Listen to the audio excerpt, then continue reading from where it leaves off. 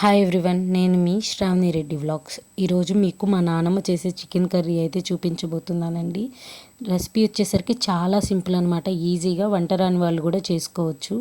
ముందుగా ఒక గిన్నె పెట్టుకొని పొయ్యి మీద అందులో ఆయిల్ వేసుకొని అందులో కొన్ని ఉల్లిపాయలు అలాగే పచ్చిమిర్చి వేసుకొని అవి బాగా వేగిన తర్వాత అల్లం వెల్లుల్లి పేస్ట్ అయితే యాడ్ చేసుకోవాలి. అల్లం వెల్లుల్లి పేస్ట్ యాడ్ చేసుకున్న తర్వాత అది పచ్చివాసన పోయేంత వరకు ఉంచుకొని అందులోనే టమాటోస్ వేసుకొని దాని తర్వాత మనం కడిగి శుభ్రంగా ముక్కలు కోసి పెట్టుకున్న చికెన్ ముక్కలు అయితే వేసుకోవాలి. చికెన్ ముక్కలు వేసుకున్న తర్వాత అందులోకి కొంచెం పసుపు ఉప్పు వేసి బాగా కలుపుకుంటుంది. పొయ్యి మీద కుదరదని చెప్పి పక్కన పెట్టి మరీ కలిపిద్ది అనమాట మా నాయనమ్మ. ఇంకా అవి అందులోంచి వాటర్ వస్తాయి కదండి, ఆ వాటర్ అంతా బాగా ఉన్నప్పుడు చికెన్ ఉడికేటప్పుడు కారం అయితే వేసుకుంటుంది అనమాట. కారం వేసుకొని మనం పులుసు అయితే చేసుకుందాం అనుకుంటున్నాం కాబట్టి ఎంత వాటర్ కావాలనుకుంటున్నారో అంత వాటర్ అయితే వేసుకుంటుంది.